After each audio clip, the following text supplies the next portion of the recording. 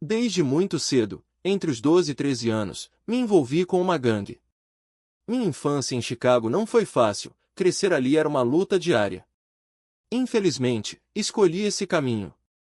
Com o tempo, me tornei um expert no jogo das ruas, como se dominasse cada regra, cada artimanha. Aquela vida virou minha família, ou pelo menos era o que eu pensava. Até que um dia, descobri que tinham me traído. Armaram para mim, queriam me ver morto. Algo não cheirava bem, uma sensação estranha me acompanhava. Talvez devesse ter desconfiado daquele sujeito. De repente, olhei para cima e ele me encarou com um sorriso malicioso, um daqueles olhares que gelam a espinha. Havia algo de demoníaco ali, uma maldade que não pertencia a este mundo. Tudo pareceu desacelerar, como se o tempo tivesse parado. Foi quando senti o impacto, e então, a escuridão. Não era uma escuridão comum, daquelas que conhecemos aqui. Era viva, pulsante, como se respirasse. Uma escuridão que agarrava, que sufocava. Você pode se vendar, se enterrar no subsolo e vendar os olhos de novo, mas nada se compara àquela treva. Era espiritual, uma presença que não podia ser medida ou explicada. E o mais assustador? Quando caí para trás, comecei a despencar de frente, como se o próprio espaço tivesse se invertido. Uma queda sem fim, sem controle, sem esperança. Quanto mais eu descia, mais sentia que algo me arrancava. Era como se Deus estivesse tirando de mim tudo que Ele mesmo havia me dado, a esperança, o amor, a paz, a paciência. Cada vez mais rápido, cada vez mais fundo, e o medo crescia de um jeito que não consigo descrever. Não é um medo que conhecemos aqui. É algo além, uma sensação que só quem viveu pode entender. As Escrituras dizem que há uma diferença entre ouvir falar e experimentar, e é a mais pura verdade. Lá embaixo, os gritos eram ensurdecedores. E então, os vi. Aqueles seres, não há palavras para descrevê-los. Monstros, criaturas deformadas, com olhos que queimavam em amarelo, vermelho, alguns tão altos que pareciam tocar o céu. Outros, pequenos, mas igualmente aterrorizantes. Pareciam répteis, mas não eram animais. Eram algo muito pior. O cheiro? Enxofre puro, como fósforos queimando sem parar. Hollywood nem chegaria perto de recriar aquilo. Hoje, estou aqui para contar essa história porque alguém precisava ouvir.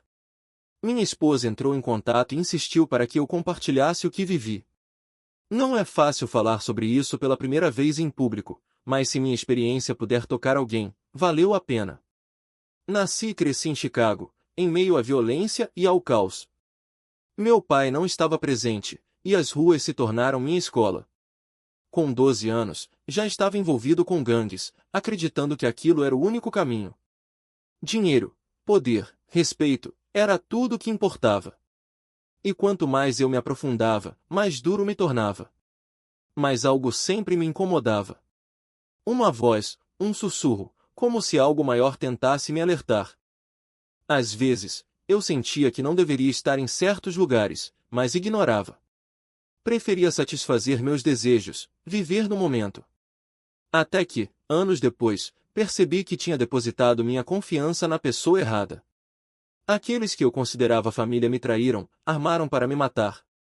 A dor daquela traição me marcou profundamente, e por muito tempo, tive dificuldade em confiar em alguém. Mas graças a Jesus, estou reconstruindo essa parte de mim. Foi em 2009 que minha vida começou a mudar. Comecei a notar coisas estranhas ao meu redor, pessoas que não pareciam normais. Um dia, em Chicago, percebi um homem me seguindo. Não era coincidência, eu o vi em todos os lugares. Avisei meus amigos, mas eles riram, disseram que eu estava paranoico. Na terceira vez, porém, algo me disse que não era imaginação. Quando o encarei, ele me pediu fogo. Foi então que tudo mudou. Um clarão verde, o cheiro de enxofre, e aquele olhar, um olhar que não era humano. Tudo ficou lento, como se o tempo tivesse parado. E então, caí. Aquela queda me levou direto para o inferno. E o que vi lá embaixo, palavras não fazem justiça. Mas se minha história puder servir de alerta, se puder fazer alguém repensar suas escolhas, então valeu cada segundo de dor. Porque hoje, graças a Deus, estou aqui para contar. E essa é a verdade. E essa dimensão. Ou melhor, dimensões. Porque enquanto eu caía, enquanto o ar se rasgava ao meu redor, eu sentia que não estava apenas descendo e estava sendo puxado para algo muito maior. Algo que não obedecia às leis que conhecemos. E o medo? Ah, o medo não era uma emoção. Era uma presença. Um ser vivo que se enroscava em mim, que me apertava como se quisesse arrancar minha alma pelos poros. Foi então que ouvi. Não um som, não uma risada comum, era um riso. Um riso que não vinha de gargantas, mas das paredes, do próprio ar, como se o inferno estivesse rindo comigo, não de mim. Era um som que não pertencia a este mundo, uma gargalhada que carregava séculos de ódio, de prazer sádico, de uma alegria perversa por saber que eu estava ali, indefeso. E o pior? Eu sentia cada nota desse riso. Não só nos ouvidos, na carne, nos ossos, na alma. Era como se milhares de agulhas de gelo e fogo me perfurassem ao mesmo tempo, só para me lembrar, você é nosso agora. Mas o cheiro. Deus, o cheiro. As pessoas falam sobre o fedor da morte, da decomposição, de carne podre. Mentira. Isso é perfume comparado ao que eu respirei. Era como se todos os pecados do mundo, todas as traições, todas as maldades que já foram cometidas tivessem sido destiladas em um único odor. Não era apenas podridão, era corrupção pura, um miasma que queimava os pulmões e fazia os olhos arderem como se estivessem sendo dissolvidos por ácido. E o mais assustador? Eu sabia que aquele cheiro não era algo externo. Era eu. Era o que eu havia me tornado. Era o que merecia. Então, no meio da queda, vi uma luz. Não uma luz de esperança, nunca isso. Era um ponto minúsculo, como uma estrela morrendo no fim do universo. E conforme eu me aproximava, ela crescia. Não era uma porta. Era um buraco. Um rasgo na realidade, uma ferida aberta no tecido do mundo. E de lá, vinha o som. Primeiro, foram os gritos. Não gritos de dor, gritos de desespero. Milhões deles, sobrepostos, ecoando uns dos outros como uma sinfonia de agonia. Eram vozes de homens, mulheres, crianças, velhos, todos misturados em um coro de sofrimento que não tinha começo nem fim. E eu entendia cada um. Não como palavras, mas como emoções. Cada grito era uma história, um arrependimento tardio, uma traição, um amor traído, uma vida desperdiçada. E o pior? Eu reconheci alguns. Vozes de pessoas que eu conhecia. Pessoas que eu havia magoado. Pessoas que eu havia ignorado quando pediram ajuda. E agora, elas estavam ali, naquele abismo, e eu estava caindo para me juntar a elas. O tempo? Não existia.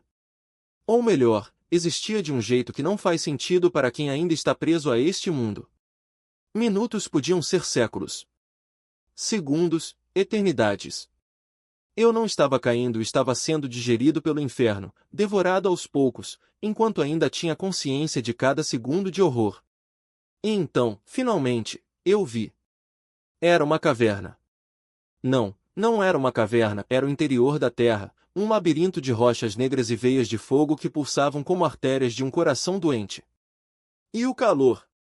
Ah, o calor. Não era como o fogo daqui. Não era algo que queimava a pele e passava. Era uma presença. Uma força viva que se infiltrava em cada partícula do meu ser, que cozinhava a minha alma enquanto ainda me deixava consciente. Era como ser mergulhado em metal derretido, mas sem morrer. Sem alívio. Sem fim. E eu sentia tudo. Cada queimadura, cada bolha, cada fibra do meu ser sendo torrada em um espeto invisível. Não havia como escapar. Não havia como fechar os olhos. Não havia como fingir que não estava acontecendo. Quando finalmente bati no chão, não senti dor. Não no começo. Foi como se algo ou alguém tivesse amortecido o impacto. Mas quando levantei os olhos, eu soube. Não havia mais dúvidas. Eu estava no inferno. E o pior? Eu sabia que era merecedor. O chão era feito de algo que parecia pedra, mas não era. Era mais como carne petrificada. Carne que havia sido queimada e reconstituída, infinitas vezes. E as chamas não eram apenas fogo. Eram vivas. Dançavam, se contorciam, como se tivessem vontade própria. E entre elas, eu os vi. Demônios. Não como nos filmes. Não como nas pinturas. Eram coisas que desafiavam qualquer descrição. Alguns tinham corpos retorcidos, membros demais, olhos que não piscavam, bocas cheias de dentes afiados como lâminas. Outros eram mais altos que prédios, com pele escamosa e garras que pareciam capazes de rasgar a própria realidade. Havia insetos do tamanho de cães, aranhas com rostos humanos, criaturas que não tinham forma definida, apenas massa pulsante de carne e ódio. E todos eles me olhavam. Mas o que mais me aterrorizou não foram eles. Foram os poços. Buracos profundos, sem fundo, espalhados por toda parte. E de dentro deles, vinha o som. O som de almas. Não gritos lamentos. Um choro que não era de dor, mas de saudade. De arrependimento. De um amor que nunca mais poderia ser vivido. E eu sabia, sem que ninguém me dissesse, que cada um daqueles poços era uma pessoa. Uma pessoa que, como eu, havia desperdiçado sua chance. Que havia escolhido o pecado em vez da redenção. Que havia rido da ideia de um inferno, até que fosse tarde demais. E então, eu ouvi uma voz. Não uma voz de demônio. Não um grito. Uma voz. Uma voz que eu conhecia. Que eu amava. E que, naquele momento, me destruiu mais do que qualquer fogo ou dor. Você também está aqui, que aquilo era o inferno inteiro. Mas então, como se uma cortina fosse rasgada diante dos meus olhos, eu entendi, aquilo era apenas um corredor. Um único corredor entre incontáveis outros, cada um mais profundo, mais escuro, mais pessoal do que o anterior. Eles não eram aleatórios. Nada ali era aleatório.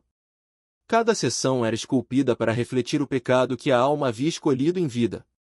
Não o pecado como um conceito abstrato, mas como uma assinatura, uma marca tão única quanto uma impressão digital. Vi um poço onde as almas eram forçadas a engolir as próprias línguas, inchadas e negras, enquanto demônios sussurravam em seus ouvidos as palavras que elas haviam usado para destruir outros. Vi uma câmara onde corpos se fundiam uns aos outros, como cera derretida, porque em vida haviam se unido em luxúria sem amor, sem propósito, sem arrependimento. E em outro lugar, mais silencioso, mais frio, almas andavam em círculos, eternamente, carregando pedras que nunca chegavam a lugar nenhum, porque haviam passado a vida inteira acumulando coisas que não importavam, enquanto ignoravam o que realmente tinha valor. Mas o pior não eram as punições. Era a compreensão. De repente, eu sabia. Sabia por que cada um estava ali. Não porque um demônio me dissesse, não porque um livro sagrado descrevesse, mas porque, naquele lugar, a verdade era visível. Como se cada alma carregasse sua própria sentença escrita na pele, nos ossos, no modo como se contorciam. Uma mulher que eu vi sendo rasgada por garras não gritava de dor, ela gritava de vergonha. Porque agora, finalmente, ela via o que havia feito com seus filhos. Não os filhos que abandonara, mas os que destruíra com palavras duras, com indiferença, com a frieza de quem nunca amou o suficiente. E ali, diante dela, estavam eles não como adultos, mas como as crianças que haviam sido, chorando e estendendo as mãos para ela, enquanto os demônios riam e diziam, agora você vai ouvir. Agora você vai sentir. Eu queria desviar o olhar. Mas não podia. Porque o inferno não permite misericórdia nem para os condenados, nem para quem o testemunha. E então, como se o próprio ar se dobrasse, eu vi ele. Não um demônio. Não um torturador. Um homem. Um homem que eu conhecia. Que eu amava. Que havia sido meu pastor. Que havia pregado sobre o amor de Deus enquanto escondia, atrás de sorrisos e versículos, uma vida de mentiras. de abuso, de poder usado para esmagar os fracos. Ele estava pendurado em correntes, o corpo retorcido em ângulos impossíveis, a pele coberta de feridas que nunca cicatrizavam. E quando seus olhos encontraram os meus, não havia ódio. Não havia raiva. Havia reconhecimento. E algo pior, alívio. Você também, ele sussurrou. Não como uma acusação. Como uma confirmação. E naquele momento, eu entendi o que os demônios já sabiam, que o inferno não era um lugar para os outros. Era um lugar para nós. Para quem escolheu acreditar que o perdão era opcional. Que a graça era um direito, não um presente. Que Deus era um conceito, não uma pessoa. E enquanto as larvas continuavam a devorar minhas pernas, enquanto o peso daquela verdade me esmagava, eu percebi algo ainda mais terrível: eu merecia estar ali. Não por um único pecado, mas por todos. Por cada vez que ignorei a voz que me chamava. Por cada vez que escolhi o caminho mais fácil. Por cada vez que olhei para o sofrimento de alguém e pensei, não é problema meu. E então, quando achei que não podia piorar, as paredes ao meu redor começaram a respirar. A se mover. A formar rostos de pessoas que eu havia magoado. Alguns eu nem lembrava. Outros eu havia enterrado sob desculpas. Mas ali, eles estavam vivos. E me olhavam. Não com ódio. Com esperança. Porque, no fundo, eles sabiam o que eu ainda não tinha aceitado, que o inferno não era o fim. Era apenas o espelho. O lugar onde, finalmente, víamos quem realmente éramos. E eu não queria ver. E então percebi que não estava sozinho naquele precipício. Ao meu lado, outros como eu, almas que, como eu, haviam brincado com as sombras sem entender o preço. Rostos pálidos, olhos arregalados, bocas entreabertas em um grito que nunca saía. Eles também viam. Eles também sabiam. E, assim como eu, estavam paralisados, presos entre o horror do que já haviam visto e o terror do que ainda viria. A fila de condenados se estendia até onde a vista alcançava, um rio de ossos e correntes arrastando-se em direção àquelas portas. Não eram apenas pessoas comuns, havia reis, filósofos, artistas, líderes que haviam mudado o mundo. Mas ali, não importava o que haviam feito em vida. O que importava era o que não haviam feito. O que haviam ignorado. O que haviam trocado por poder, por prazer, por uma ilusão de controle. E então, como se o próprio ar se partisse, ouvi. Não era um som. Era uma presença. Algo que se movia entre nós, algo que não pertencia àquele lugar, mas que o observava com uma paciência infinita. Não era um demônio. Não era um anjo. Era justiça. E ela não precisava de palavras para ser entendida. Os condenados na fila pararam. Alguns caíram de joelhos, como se o peso de séculos de negação finalmente os esmagasse. Outros tentaram recuar, mas as correntes não permitiam. E eu? Eu só conseguia pensar em uma coisa: eu mereço estar ali. Não por causa de um único erro. Não por um pecado isolado. Mas por cada vez que escolhi a mentira em vez da verdade. Por cada vez que virei as costas para o que sabia ser certo. Por cada vez que troquei a eternidade por migalhas. E então, como se o próprio inferno tivesse prendido a respiração, as portas começaram a se abrir. Não houve estrondo. Não houve trovão. Apenas um silêncio tão profundo que parecia sugar o ar dos meus pulmões. E naquele silêncio, eu entendi, não eram portas. Eram mandíbulas. E nós estávamos sendo engolidos. Os primeiros da fila foram arrastados para dentro. Não gritaram. Não imploraram. Apenas desapareceram, como se nunca tivessem existido. E então, um a um, os outros seguiram.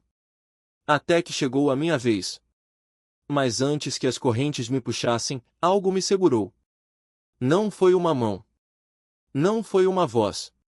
Foi uma lembrança, a lembrança de algo que eu havia esquecido.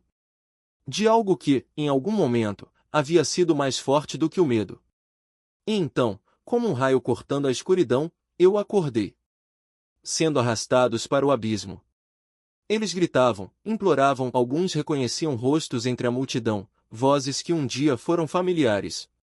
Não venham, suplicavam em línguas que eu entendia e outras que não. Fujam enquanto podem.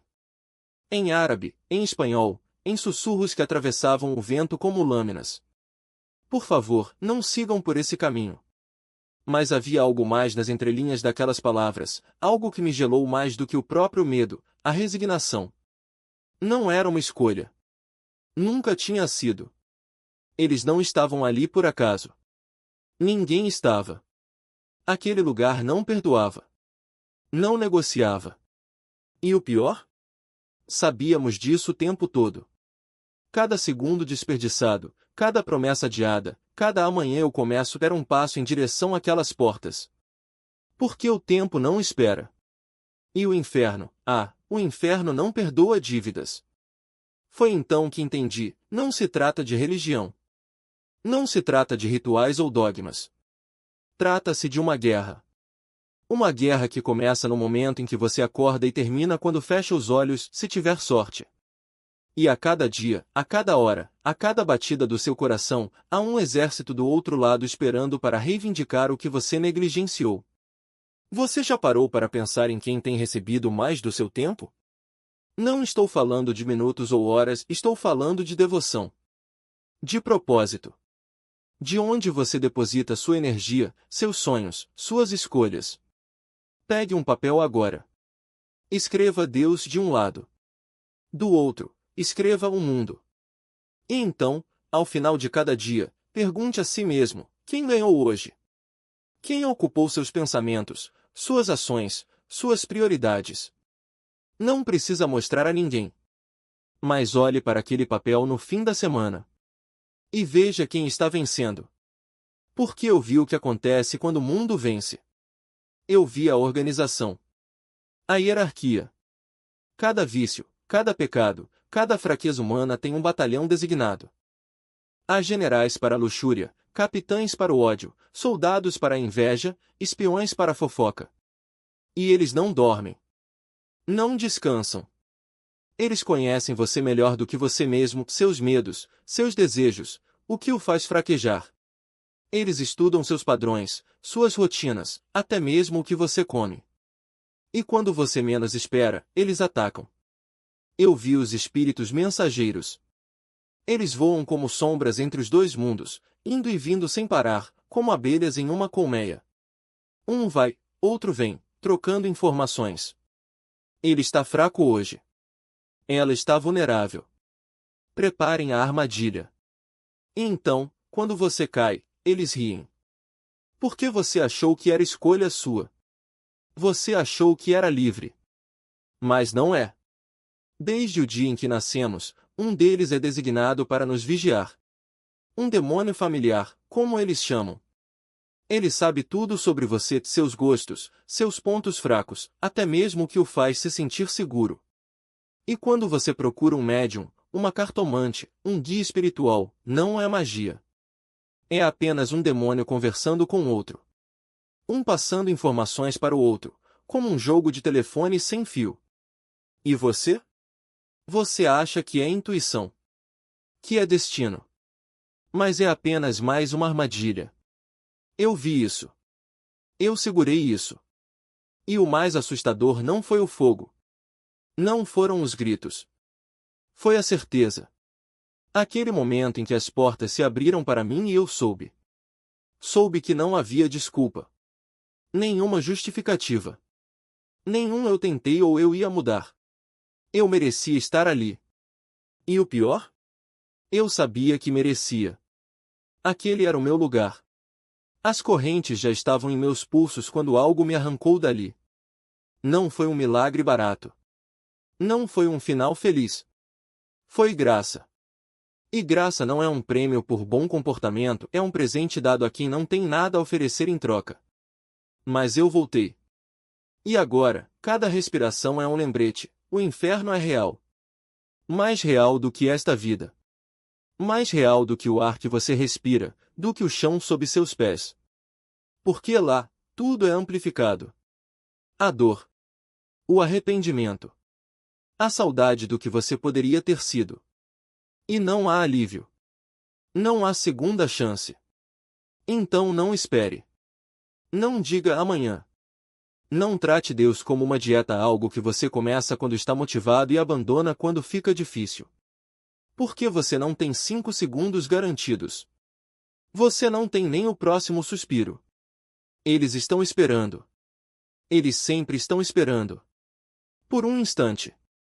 Foi tão pacífico que me perdi nele. Uma paz que não se compara a nada neste mundo, tão profunda quanto o medo que senti antes, mas no outro extremo. Um amor que não cabe em palavras, que não se mede em gestos, que não se explica em orações. Foi só um toque, um vislumbre da presença dele, e já era mais do que tudo que esta vida poderia oferecer. Mais do que todos os abraços, todas as risadas, todas as conquistas. Porque o amor que ele carrega na ponta dos dedos é maior do que o amor de toda a humanidade junta. E então, de repente, fui arrancado dali. Como se alguém tivesse me puxado de volta por um fio invisível. Meu coração ainda ecoava com aquela paz, mas meu corpo era outra coisa. Quando voltei, estava deitado numa cama de hospital, e a primeira coisa que senti foi nojo. Um asco profundo, como se estivesse vestindo roupas pesadas, encharcadas, grudadas na pele. Eu sabia que estava de volta a esta casca, a este veículo temporário. E o pior? Eu entendi. Entendi que este corpo não é você. É só um instrumento, uma ferramenta para aprender, para se aproximar dele. Mas o inimigo distorceu tudo. Transformou este veículo em nosso Deus, em nossa obsessão. Gastamos tempo, dinheiro, energia, tudo para satisfazer a carne, quando deveríamos estar alimentando a alma. Eu passei semanas me sentindo sujo. Como se tivesse sido forçado a vestir algo que não me pertencia. E não era só uma sensação, era conhecimento. Eu sabia que tinha voltado para algo menor, algo que não me definia. E essa verdade me perseguiu. Até hoje, quando ouço alguém dizer carne, eu entendo. Porque não é só uma palavra. É uma prisão. Uma armadilha que nos faz esquecer quem realmente somos. Mas o que vi do outro lado, o que vi foi pior do que qualquer pesadelo. Não há palavras para descrever. Não há linguagem que consiga transmitir o horror daquilo. Só posso dizer uma coisa: o que você faz aqui, o que você valoriza, o que você ama, e isso será multiplicado lá. Se você vive para o prazer, para o ego, para as coisas passageiras, prepare-se. Porque lá não há escape. Não há alívio. Não há só mais uma vez. É eterno. E eu nem sequer passei pelos portões verdadeiros do inferno. O que vi foi apenas o vestíbulo. E mesmo assim, quase me destruiu. Eu desenvolvi TET depois daquilo. Ainda acordo suando, com o coração disparado, revivendo cada segundo. Porque o inferno não é uma metáfora. Não é uma história para assustar crianças. É real. Tão real quanto o chão sob seus pés. E o pior?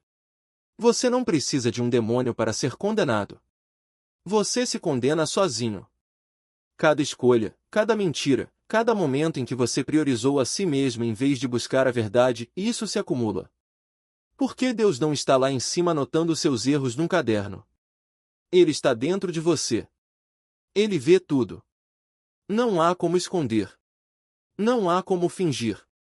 É por isso que eu pergunto: quem é você quando ninguém está olhando? Quem é você quando não há plateia, quando não há likes, quando não há aplausos? Você é a mesma pessoa que sorri na igreja, que doa para a caridade, que canta no coral.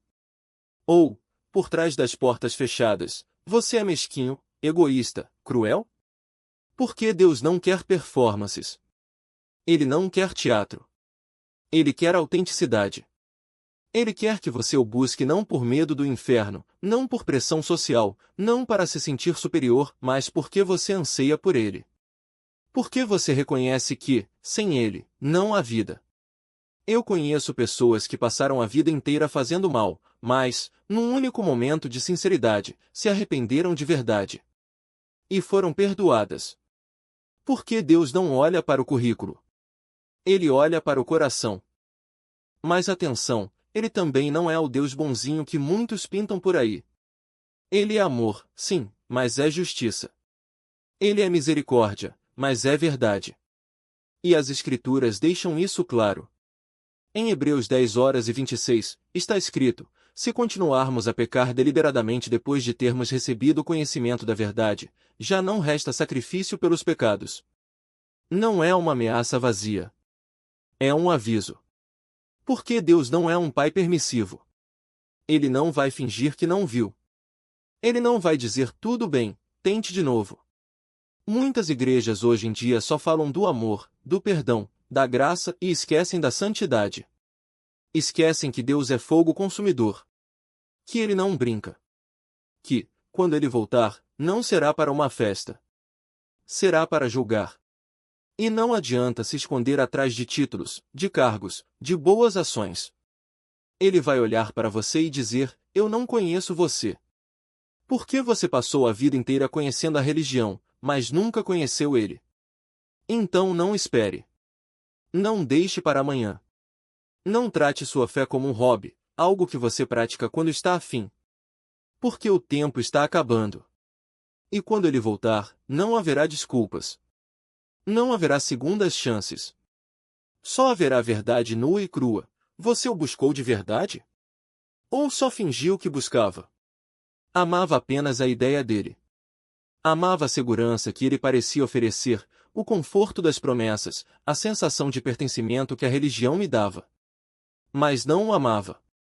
Porque amar a Deus não é recitar versículos, não é frequentar cultos por obrigação, não é usar uma cruz no pescoço enquanto o coração está cheio de orgulho e vaidade. Amar a Deus é conhecê-lo. É ter a coragem de se ajoelhar diante dele e dizer: Senhor, eu não sei quem sou sem ti. Mostra-me quem tu és. E foi exatamente isso que eu não fazia. Eu estava no jogo, como você disse. No hospital, depois de levar um tiro, acordei com a vida pendurada por um fio e a única coisa que me veio à mente foi: Deus, se o Senhor existe, me tira daqui. Mas não era um clamor de fé, era um grito de desespero, o mesmo que qualquer um daria ao perceber que a morte estava batendo à porta. E sabe o que é mais triste? Eu já tinha ouvido falar de Jesus. Já tinha lido a Bíblia. Já tinha até pregado para outras pessoas. Mas quando a escuridão chegou, quando o medo me sufocou, eu não tinha nada. Nenhuma paz. Nenhuma certeza. Porque eu nunca tinha parado para realmente o buscar. E é isso que o inimigo quer. Ele não precisa que você negue Deus, ele só precisa que você o ignore. Que você o trate como um plano B, como um seguro que só aciona quando tudo mais falha. Porque enquanto você estiver ocupado com distrações, enquanto estiver correndo atrás de prazeres vazios, enquanto estiver desperdiçando horas em coisas que não têm valor eterno, ele está sorrindo. Porque cada minuto que você gasta longe de Deus é um minuto que ele ganha. E quando a conta chegar, e ela vai chegar, não haverá desculpas. Você já parou para calcular quantas horas da sua vida foram dedicadas a coisas que não têm nenhum peso na eternidade?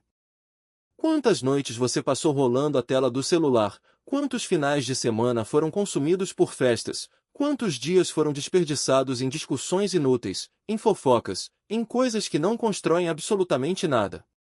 E agora, pense, se Deus te perguntasse hoje o que você fez com o tempo que eu te dei, o que você responderia? Eu assisti a todas as temporadas daquela série? Eu joguei até ficar com os olhos ardendo? Eu passei anos discutindo política nas redes sociais? Não há argumento que justifique isso diante dele. Porque no fim, só o que importa é: você o buscou? Você o amou de verdade? Ou só fingiu que amava? E não me venha com desculpas. Ah, mas eu sou uma boa pessoa. Boa para quem? Para os padrões do mundo? Deus não julga pelos seus feitos, ele julga pelo seu coração. Ah, mas eu não faço mal a ninguém. Mas você faz o bem? Faz o bem para ele? Ou só para aplacar a sua própria consciência? Porque o diabo não precisa que você seja um monstro, ele só precisa que você seja medíocre. Que você viva uma vida morna, sem paixão, sem entrega, sem fogo. Uma vida que não incomoda, que não transforma, que não testemunha. E é exatamente isso que ele quer, que você seja um cristão de fachada, um seguidor de domingo, um crente de boca cheia e coração vazio. Eu já estive lá. Já fui esse cara. Já achei que sabia tudo, que tinha tudo sob controle, que minha vida espiritual estava em ordem. Até que a morte me encarou de frente. E naquele momento, eu percebi que não sabia nada. Que tudo que eu tinha era uma casca, uma ilusão. E o pior? Eu não tinha tempo. Não havia mais espaço para amanhã, para depois, para quando eu estiver pronto. Porque a morte não avisa. Ela não marca a hora. Ela chega, e quando chega, é tarde demais. Então eu te pergunto, o que você está esperando? Que um tiro te acorde. Que uma doença te derrube. Que a morte bata à sua porta para você finalmente entender que a vida é curta demais para ser desperdiçada. Deus não é um plano de emergência. Ele não é um colete salva-vidas que você só veste quando o barco está afundando. Ele é o próprio barco. Ele é o mar. Ele é a vida. E se você não o tiver como centro agora, quando a tempestade chegar, você vai afundar. Eu não estou aqui para te assustar. Estou aqui para te acordar. Porque eu já vi o que acontece quando as pessoas ignoram esse aviso. Eu já ouvi os gritos de arrependimento daqueles que perceberam tarde demais. Já senti o cheiro de enxofre queimando na minha memória. E eu não desejo isso para ninguém. Nem para o meu pior inimigo. Porque o inferno não é um mito. Não é uma história para assustar crianças. É real. E está cheio de pessoas que achavam que tinham tempo. Então, por favor, não espere mais. Não deixe para depois. Não trate isso como algo que pode ser adiado. Porque a única coisa que você tem certeza é o hoje. O amanhã não é garantido. E quando você estiver diante de Deus, não haverá desculpas. Não haverá eu não sabia, eu não tive tempo, eu não era tão ruim assim. Haverá apenas a verdade. Você o buscou com todo o seu coração? Ou você desperdiçou a vida que ele te deu? A escolha é sua. Mas lembre-se, a eternidade não tem volta. Conceito de investir no que realmente importa se revela. Você ama a ideia de Deus ou ama Deus de verdade? Essa pergunta não é retórica. Ela define tudo. Porque amar a ideia é fácil, é confortável, é seguro, é um amor que não exige nada de você. Mas amar a Deus de verdade? Isso é radical. Isso dói. Isso te tira da zona de conforto e te lança em um campo de batalha onde cada passo é uma escolha, confiar ou duvidar, perseverar ou desistir, viver para ele ou viver para si mesmo. E aqui está a verdade nua e crua: o diabo não perde tempo com quem já está derrotado. Ele não desperdiça munição com os mornos, os indecisos, os que se contentam com migalhas espirituais. Por quê? Porque eles já são dele. Mas quando você decide viver de verdade para Cristo, quando você se levanta e diz eu escolho te seguir, custe o que custar, aí sim o inimigo entra em ação. As provações vêm. As tentações se multiplicam. As dúvidas sussurram. E é nesse momento que muitos desistem. Era mais fácil antes, pensam. Por que estou sofrendo se estou fazendo a coisa certa? Mas é justamente aí que a fé se prova.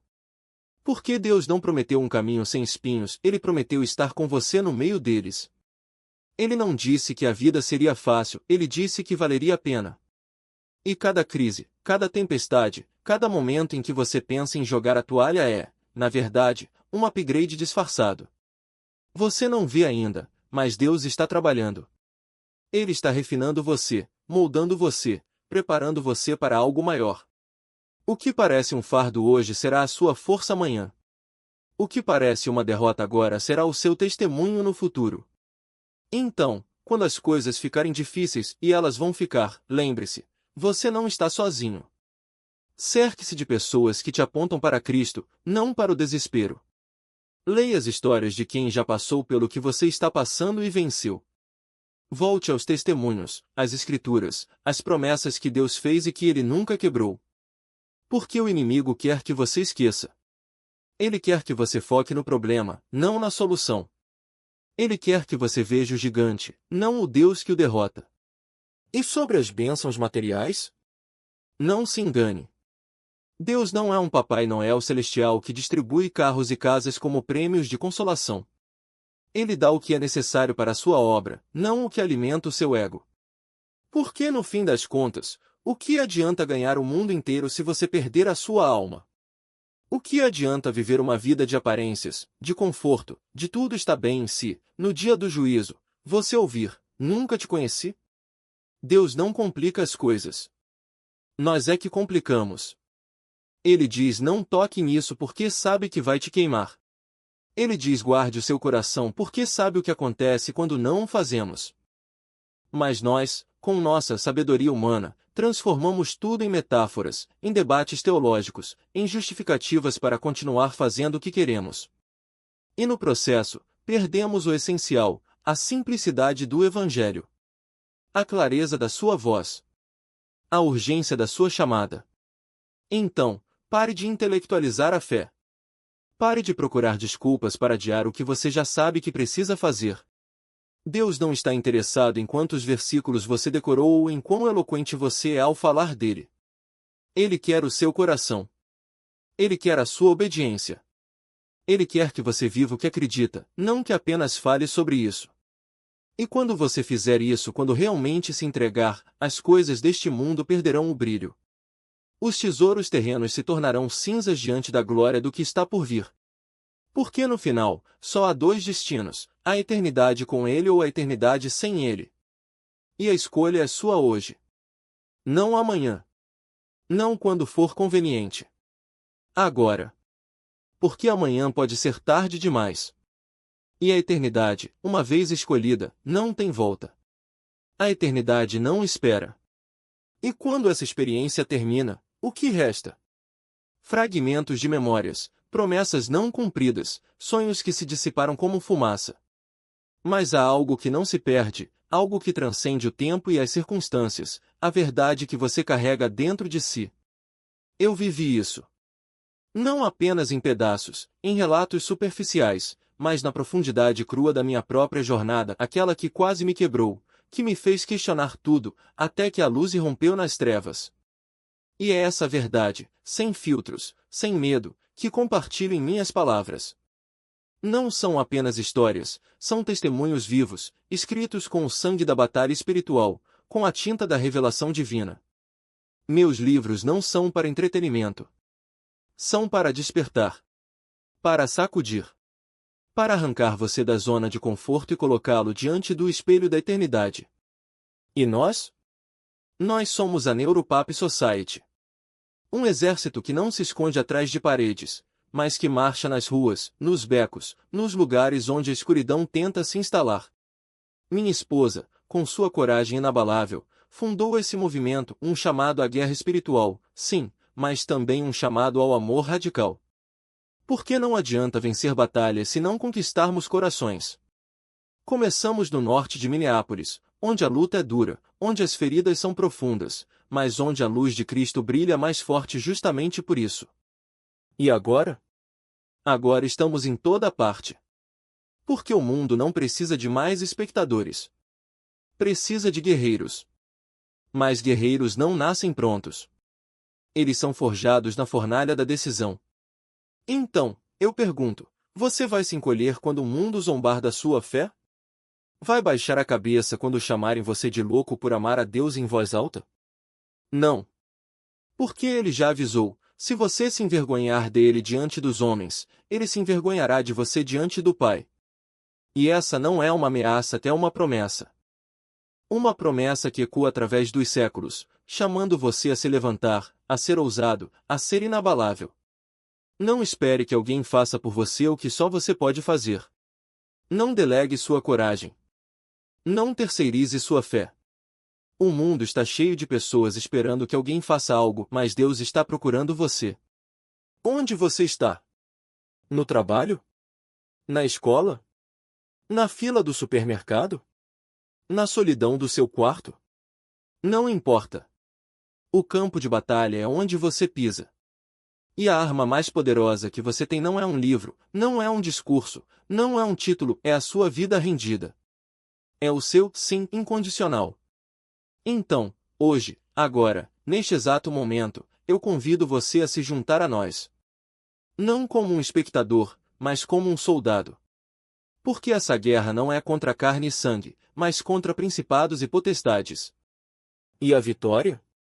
A vitória já foi conquistada na cruz. Mas a batalha pela alma das pessoas, essa ainda está em curso. E cada voz que se levanta, cada vida que se entrega, cada coração que é tocado, é um golpe contra as trevas. E se você está assistindo a isso e sente algo se mexer dentro de você, se o Espírito Santo está batendo a porta do seu coração, não ignore. Não adie. Não diga depois. Porque o depois pode nunca chegar. Hoje é o dia da salvação. Hoje é o dia em que você decide se vai viver para a eternidade ou se vai desperdiçar sua vida em coisas que não duram. Então, vamos orar. Vamos nos ajoelhar não por obrigação, mas por desespero. Porque o tempo está se esgotando, e o mundo precisa de Deus através de nós. Pai Celestial, nós nos aproximamos do Teu trono não apenas com gratidão, mas com urgência. Porque as portas da salvação não ficarão abertas para sempre. E hoje, Senhor, nós te pedimos, quebre os corações que precisam ser quebrados. Abra os olhos que estão cegos. Desperte os que estão adormecidos. E para aqueles que nunca te conheceram, que nunca te escolheram, toque-os agora. Que o teu Espírito atravesse as telas, os fones de ouvido, as distrações deste mundo, e alcance-os no lugar mais profundo. Dá-nos discernimento, Pai. Dá-nos olhos para ver os sinais que tu já colocaste em nosso caminho.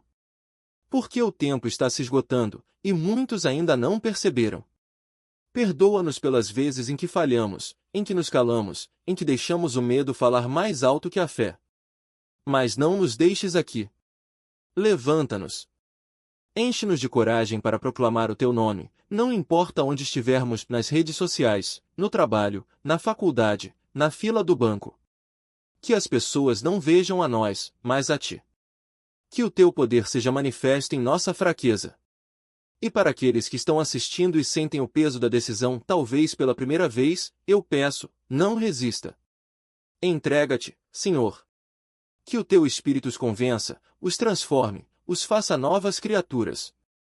Que eles deixem para trás as coisas que não têm valor e abracem a eternidade que só tu podes oferecer. Porque, no final, tudo o que importa é se estaremos com você. Abençoa este momento, Senhor. Abençoa cada pessoa que ouve estas palavras. Que elas não sejam apenas sons, mas sementes que germinam em vidas transformadas. Que o teu nome seja exaltado, não apenas com nossos lábios, mas com nossas ações. E que, quando olharem para nós, não vejam quem somos, mas quem tu és. Nós te amamos, Pai. Nós te oramos. E pedimos que nos perdoes quando falhamos, mas que nunca nos deixes desistir. Porque o mundo precisa de ti. E nós precisamos ser teus instrumentos. Em nome de Jesus, o nosso Salvador, o nosso Redentor, o nosso Rei, nós oramos. Amém. Amém.